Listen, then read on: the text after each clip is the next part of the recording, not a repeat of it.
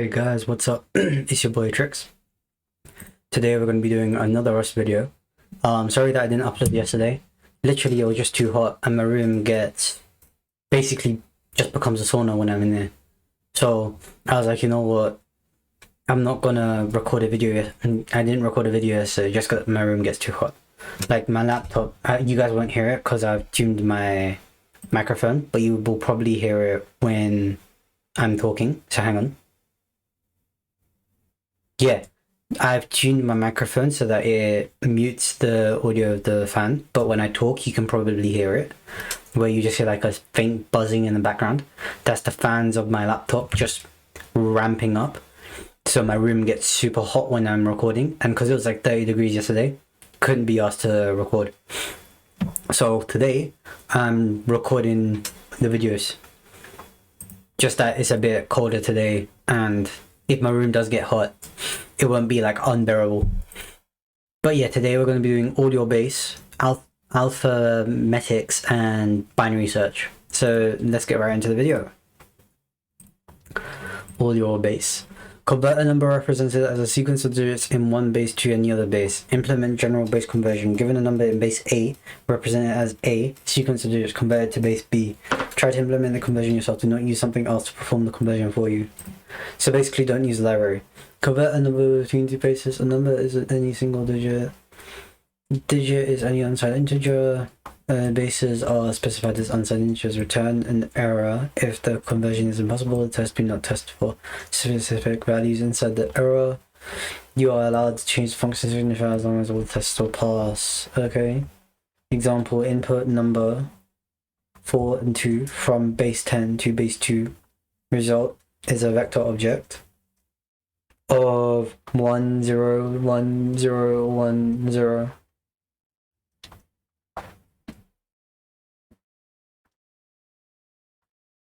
$42. Oh, it's 42, not 42. Okay, that makes sense now. 1 0 1 0 1 0. That's why that's 1 0 1 0 1 0. Okay. So again, cheating to find the solution and then explaining the solution as I read it. Because that's the Trix way. That's just how we do things. Okay, so invalid input base, invalid output base, and then U32, and then all I need to just copy paste this, and then I'll explain the function. Okay, so the function definition is exactly the same. Result, vec, U32, and an error. So if from base is less than 2, then you want to return an error of invalid input base, because there's no base size less than 2. There's binary, which is base 2. There's hex, which is base 6. There's octal, which is base 8. And then there is decimal, which is base 10. So those are the only appropriate bases. Then you have if 2 base is less than 2, invalid output base. That's just the same thing. The input base and the output base have to at least be 2, 6, 8, or 10. Let mut value U64 equals 0. This is just creating an unsigned 64-bit value of 0, which is assigned to the variable value as a mutable object that we can change later. Then you have for each digit in the number, so the number will be either 4, 2, 16 will be 6, 1, 6, stuff like that. So for each digit, you want to get the digit, and then if that digit is greater than its base, so let's say you have 1 is less than the base, or if you have 1 like 1 0 1 0 1 0, each digit will be less than base 2 because the 2 is base 2, right? So you would just want to execute this value equals value times the base as a U64 plus that digit as a U64. So if you have like 2, that's 1 0, right? So you would have 1 and then 0.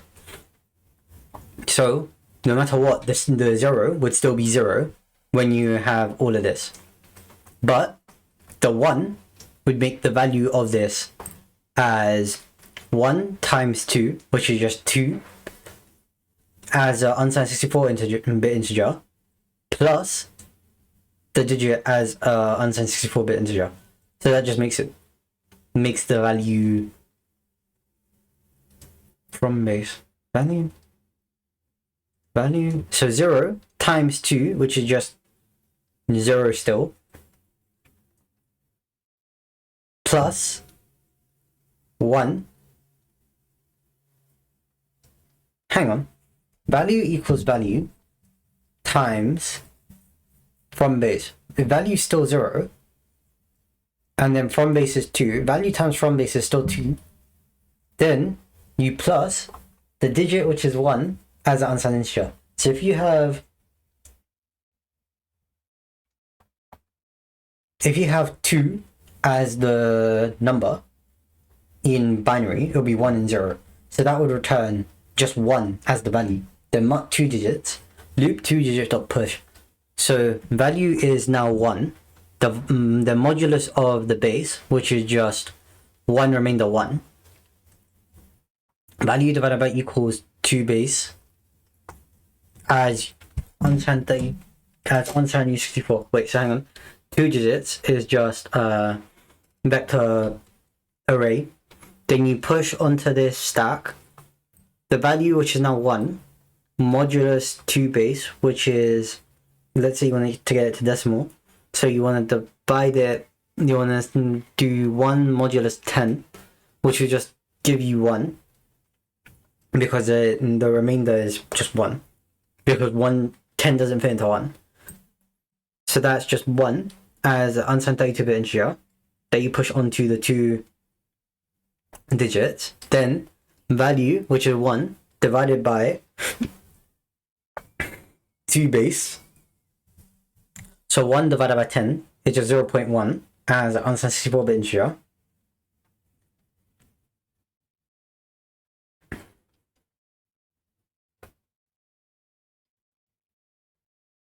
That's really weird. I don't know how this would work with binary numbers.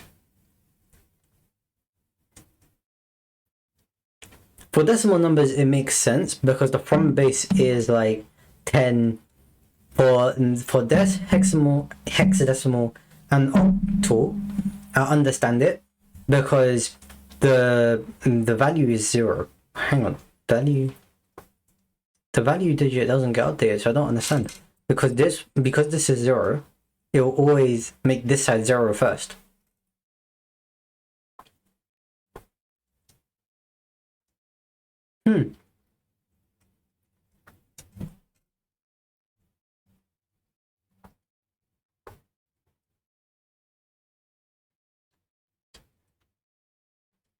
U64 equals 0. That's weird.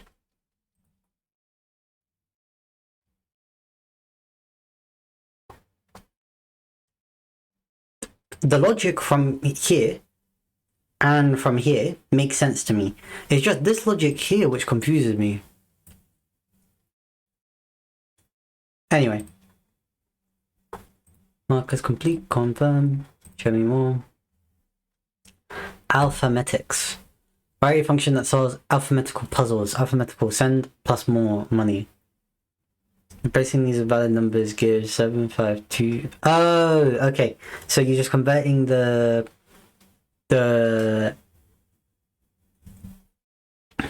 alphabetical that and the letter to a number to a number. So E is 5 because A, B, C, D, E. And then you just keep going every 9. So because I believe there's 25 letters, you just keep going every 9 to figure out what that letter would be. And then you just add them together, if that makes sense. So, again, we're going to be cheating because... Well, what do you expect from me? There we are. Let's just have a look at this. Open 2D debug. That's lots of functions for no reason. Why so many functions?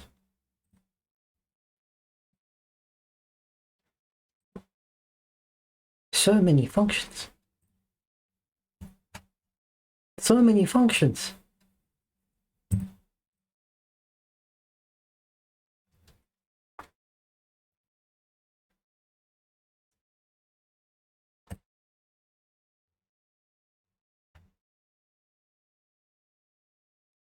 I'm not gonna solve this one.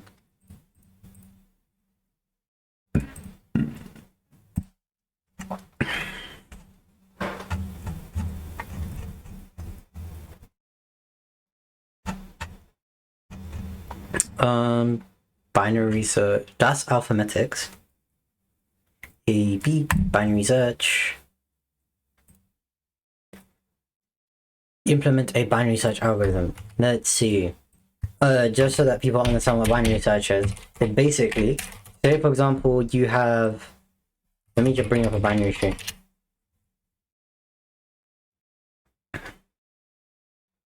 Okay, so, this one's fine.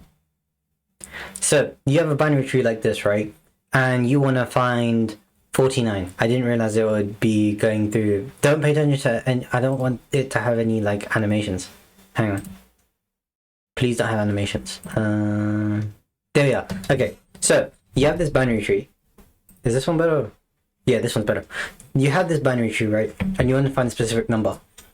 All a binary search algorithm does is it tries to find that number and keeps halving. So the way that a binary tree works is for each node of the tree, you'd have a left node and a right node. The left node will have the value smaller than the parent node, and the right node will have a value larger than the parent node. That's why 28's here and 62 is on this side, because 28 is less than 42, but 62 is greater than 42. So it keeps splitting like that. So you know, all of these numbers on this side will be less than 42. All of these numbers on this side will be greater than 42, if that makes sense.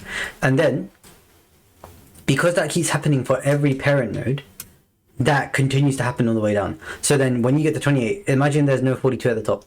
Now, every value that's greater than 28 will be on this side, and every value less than 28 will be on this side, right? So you want to find 30, you know that 30 will be on this side of the graph. You want to find 17, you know 17 will be less than 28, so it'll be on this side of the graph, right? Same thing for up here. You automatically know if you want to find something like 30, you know, oh, 30 is less than 42, so it's going to be on this side of the graph. You want to find 60, you know 60 is going to be on this side of the graph. That's how binary trees work. Binary search algorithms, literally, all they do is find an element as fast as possible in a binary tree. So, this only works on binary trees, and it works on sorted lists. So on lists that you know that they're in the correct order. If they're out of order, you first need to sort that list or sort that array, whatever data structure. So because this is technically sorted by highest to lowest, for a binary tree, all you need to do is every time you want to find a value, you first check if the value is greater than or less than the current number. So if you want to find a value, say for example you want to find 60, you check if it's greater than 42. It is, you check this side. So you don't have to check any of this side. Now, you want to check for 60 again. Is it greater or less than 62? It's less than 62, so you check this side. Is it greater or less than 59? Is it greater than 59? So you immediately find it. That's all. So that's how a binary search algorithm works on a binary tree. You just keep halving the tree until you find the value that you want to get. Same thing with most data structures. You start at the middle of the data structure, you check if the value you want to find is greater or less than that current value. If it's greater than it, you go to the greater half of that array. If it's less than it, you go to the lower half of the array, and you just keep halving until you find that value. That's why binary search algorithms are in log n, because the larger the list is, it keeps halving it until you find the value you want to get, if that makes sense. So if you look at big O notation. Okay, big O notation. Basically, when you have a search algorithm, all it does is it tries to find the element of an element. It defines the speed at which you can find an element. So O1 is literally you have the same access time for any variable in for any element in that data structure. On squared means every time you want to find the value, it's going to take you that value times that value again to find that variable. So if you have like 10 items in an array, O1 will mean to find any item in that array, it will always take O1. O log n will mean if you have 10 items, it will be O log 10 to find any item in that array. On is like normal lists, where to find any item in that array, it will take you at least 10 iterations, at most 10 iterations to find that value. On log n is similar to O log n, where it will take you n 10 times log n to find that array, find that item in the array. On squared just says if you have 10 elements, it will take you at most 100 iterations to find an item in that array. O2n is if you have 10 elements in an array, it will take you 2 to the power 10 loops at maximum to find something. And n factorial will mean it will take 10 times 9 times 8 times 7 times 6 times 5 times 4 times 3 times 2 times 1 times to find anything in that array. That's if this value was 10. Just substitute that for anywhere there's n, just substitute for the number of elements in that array, and that's the speed it will take to find that element. O1 just means you will have the same time complexity to find any element in that array. You want to get as close to O1 as possible because O1 is fastest. O log n is binary search. So if I do binary search,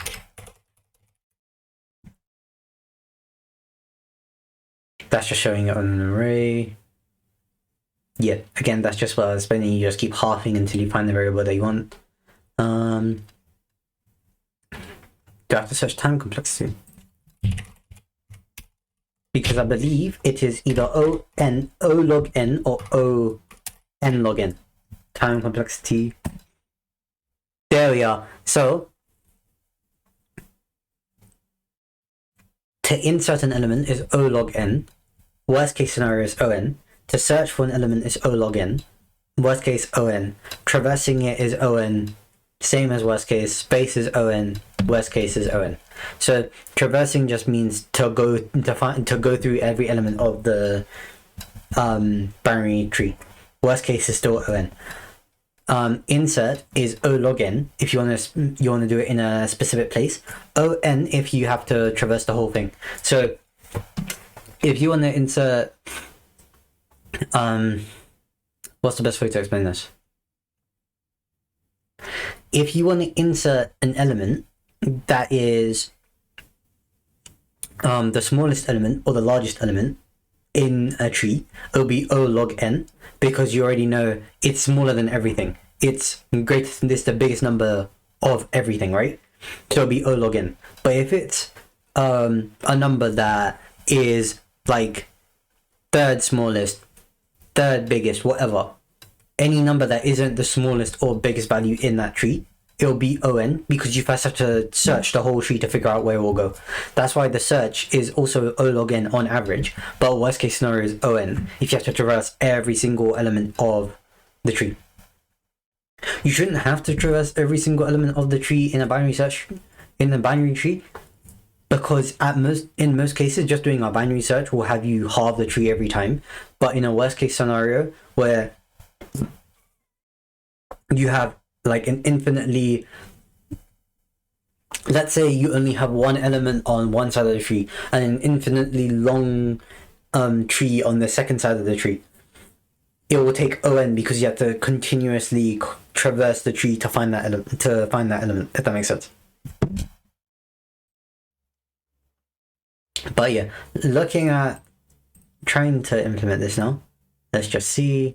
Yeah, okay, this one looks okay. Use call CMB find ordering. Okay.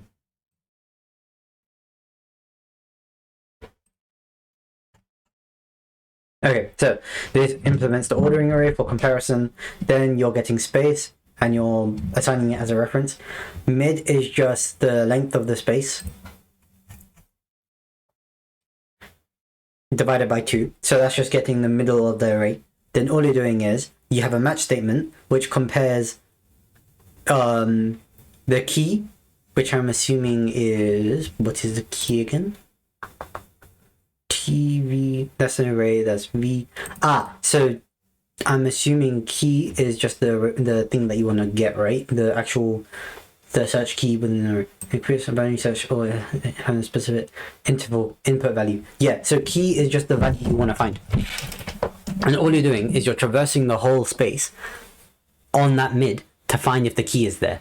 If it's less than, you've run the find function again, but with the values up to that mid. So if it's less, if the value you want to find is less than the middle space in that array, you know that you want to only traverse the first half of the array. If it's greater, you want to traverse the second half of the array.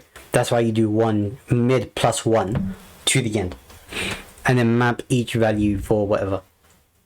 Dot map. So that's the value. You extract the value from this, then you do value plus mid plus 1. I don't know why it does this, because it should just be the same as doing this, but equal is just saying that, oh, you found it. So you continue to find this until the actual mid value that you retrieve from the spliced array is the value of the key you want to find. If it's not there, if you assume that the value is there, it will just work fine. If it's not there, then you just get as close as possible and then you return that, I'm assuming. I'm hoping it doesn't have any that aren't there. Yeah, it doesn't have any that aren't there. If it's not there, in most binary searches, you just return the error saying that the value isn't there, or you just insert the value into the tree in the place that it should be. So if you see that, it's supposed to be in one side of the tree, but it's not present, you just insert it there and then return the position that it's in. Mark is complete, confirm, show me more. Bowling. Score a bowling game. Bowling is a game where players roll a heavy ball to knock down pins arranged in a triangle. Write code to keep track of the score of a game of bowling. Okay, so looks like we're going to be cheating again. Solutions. Okay, in this one. So, not enough pins left and game complete. The throws and... Okay, so the right debug default. Okay, looks like we're copying this.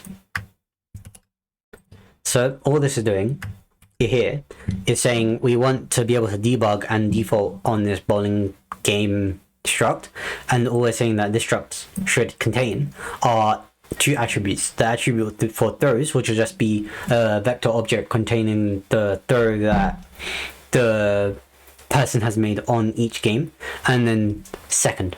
I don't know what second is though. Anyway, then you have the implementation of this function, which I'm just going to copy over and then explain. You're probably going to hear the rain in the background, sorry. You know what, at least a good background BGM. Anyway, so new just defines an it's just a default. Why does it do that instead of just defining a new one? Bowling game pin standing 10 default. Okay, fine, fair enough. It's just the default. That's fine. This just calls bowling game and instantiating an empty bowling game object.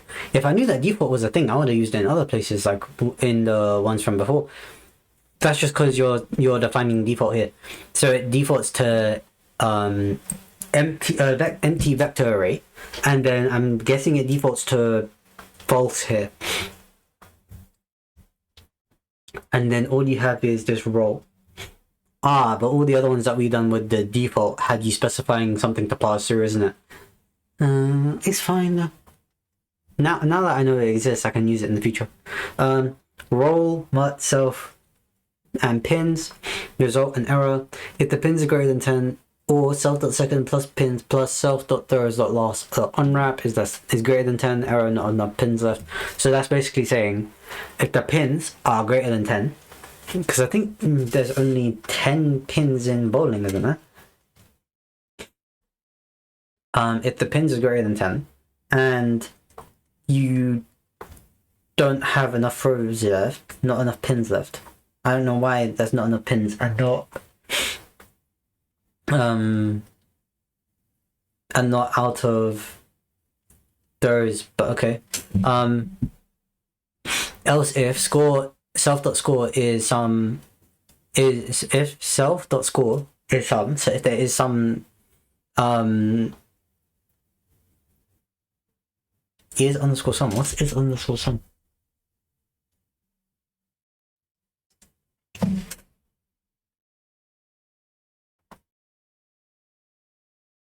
Oh, we'll get to the sum bit. But this is just saying if when you call score, there is sum. So is sum is just an option. Return that the game's complete. So I'm guessing is sum dictates that the game is complete. Else, throw. So on the throws, you want some pins to be on the throws. So I'm guessing when you throw, you will have some type of pins that have been knocked down. So when you roll, this pins variable will have a number of pins that you've knocked down, right? And all you want to do is on your throws, you want to dictate how many pins you've knocked down. And then dot second, if pins not equal to 10, self.second else false. So if you don't get all of the pins on your throw, then you know that you have some pins left over. So you have some pins to knock down. Otherwise, you have no pins to knock down. And then you return okay. Because there's an error. So the result is either an error or just okay that you've had a throw, if that makes sense.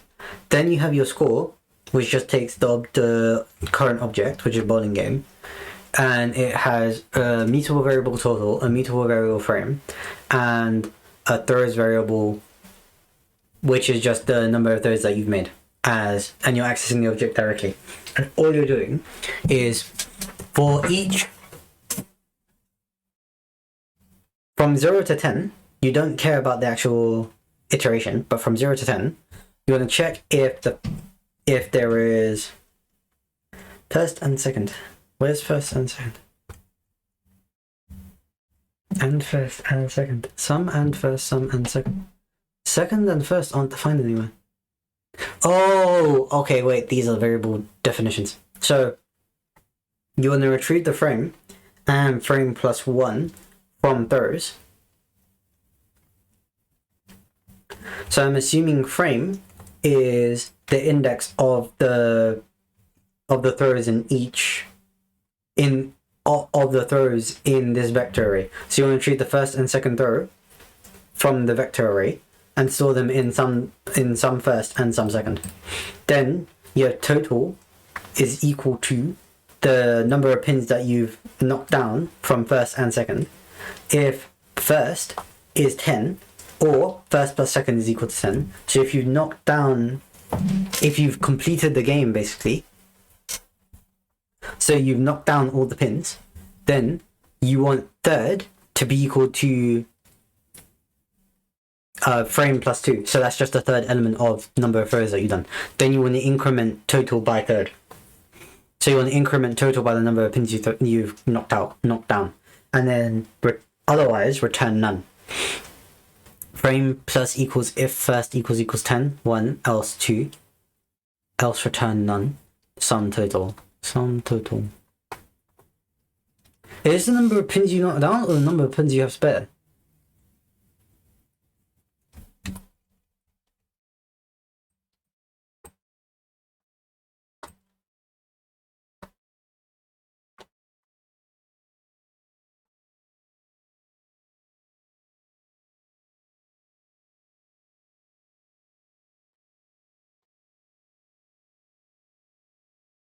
Yes, number of pins you knock down. So yeah, this just records how many pins you knock down and then the number and then the total you have. So frame is just checking the what's it called? Checking if your first throw has got 10. So here it's checking if you knock down 10 pins. If you have, then frame is equal to 1. Otherwise, frame is equal to 2. Because if you haven't knocked down 10 pins in your first one, if you haven't got a strike, then you have a spare. So your frame means that you're going into the second one. Otherwise, if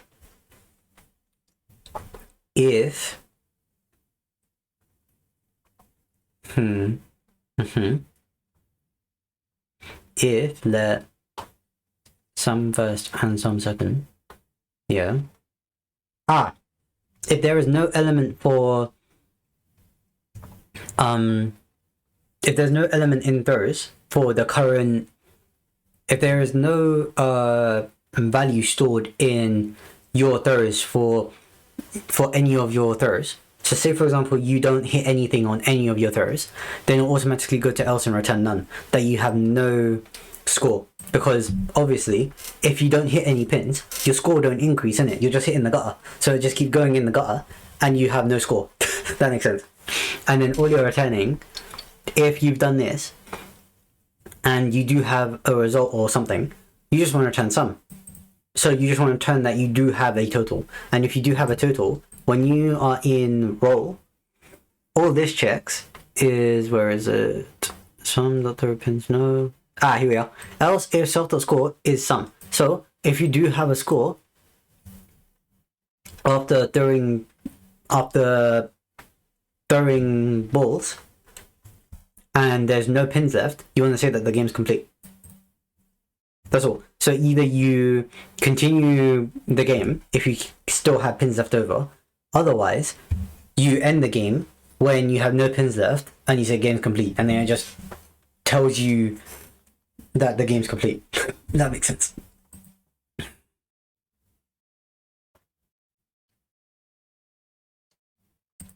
There we are.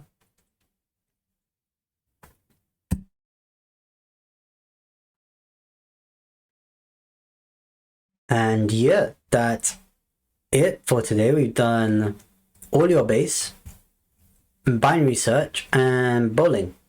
Tomorrow we're going to do DSL, ETL, and then grade school. If it's not hot tomorrow. If it's hot tomorrow, then I'll do the video on a different day.